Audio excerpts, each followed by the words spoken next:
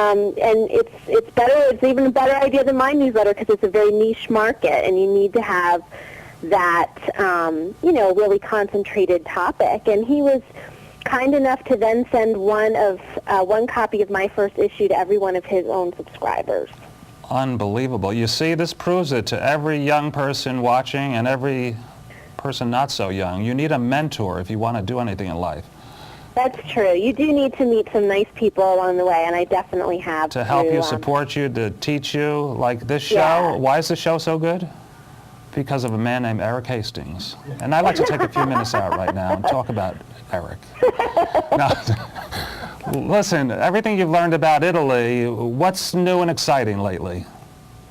Let's see. I'm always looking for just really different things to do. I mean, we've all sort of done the guided, once you've been to Italy once or twice and you've seen the major sites, or you've been to Rome or Venice and you've done sort of the museums, what else is there to do? So I've been kind of finding some new things lately. One is there's a great way to see Venice called Venice Kayak This is Tours. unbelievable, because we don't think the water's that clean, but does it splash back? I'm sure you get a little bit. It's not going to kill you. But it's actually a Danish guy who now lives in Venice, and he takes out groups to just paddle the canals of Venice. And I just think it's the greatest idea ever. And really great for people who are active, or if you're bringing your kids, kind of older kids to Venice. It's a great way to see the city from a totally different vantage point. And how do you book it, and about how much does it cost, Kathy?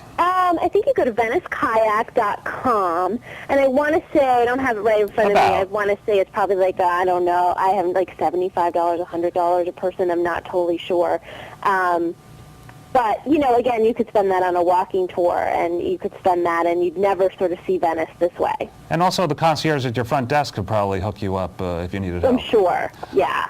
All right, we're going to be back with a couple of more exciting tips on the latest in Italy travel with Kathy McCabe, Dream of Italy newsletter, and we'll be back in a moment.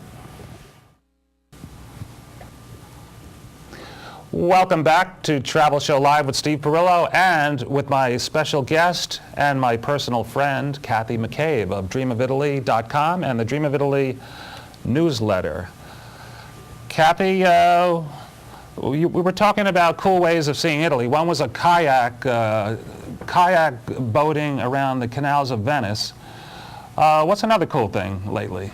Let's see. When we were talking before, we actually mentioned there's Segway tours of, they do it in a few big cities. I know they do it here in Washington, D.C., but you can take a Segway tour of Florence and Rome. So that's kind of a cool way. Like Rome, you go through all the ancient, or sort of around all the ancient ruins. So that's But you haven't tried that yet. No, I haven't tried that yet. We'll have to try it and report back to our viewers. Yeah, definitely. I've actually always wanted to go on a Segway. It just hasn't worked out. I remember George Bush could not stay up on it. What? Do you remember that, Kathy? Oh, that's right. He fell right over. Oh, yeah. I think I'd do better. Well, I'm sure you would. But on cobblestones, we got to try it before we can recommend this. Yeah, that's true. What else is neat? Well, I think people, in general just love, Italian food, and a great way to see Italy is through the food, and to take a cooking class or a market tour class where you go to or a market tour where you go to like the Rialto market when there's, when in Venice, when they have the fresh vegetables and seafood and things like that. And in fact, they combine the shopping and the cooking, and then of course the eating. Yeah. Right. So I think that's just always a great extra thing to do, because you could go to museums from now to forever, but to kind of break it up with the day, actually kind of enjoying the culture of Italy through food. We're all amateur Italian cooks, right? Everyone tries their pretty much, their pasta. Yeah. Mine, So of course, take it home and cook it. So how do you book? Where do you turn for a cooking class or a shopping class? We review a lot of them. I try to review at least every other issue. We have something on cooking. But there's a couple of different companies that do things like that. I think one is the internationalkitchen.com, and one I was just reading, I'm planning my own trip to Venice, in September for a couple of days, and I was just looking at contexttravel.com. They do really great scholarly walking tours of Venice, Florence, Rome, Naples, but they also do cooking experiences and dining experiences. That's a great tip. Listen, when are good times to go to Italy during the year? I pretty much think, I really truly think literally every month, at any time is a good time to go. What about complaints about August? It's too hot, shops are I wrote closed? something about this recently. I mean, you don't want to go to the beach in August because that's when all the Italians are obviously at the beach and it's just craziness. And they really have no personal space issues. You mean they're just all like sardines all on the beach together. But I think actually August is a really good time to go to Rome or Florence.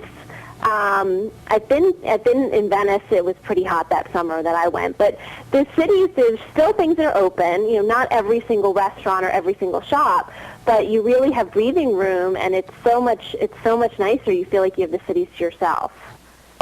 Sad that the actually tradition of going away for the whole month of August is dying in Italy.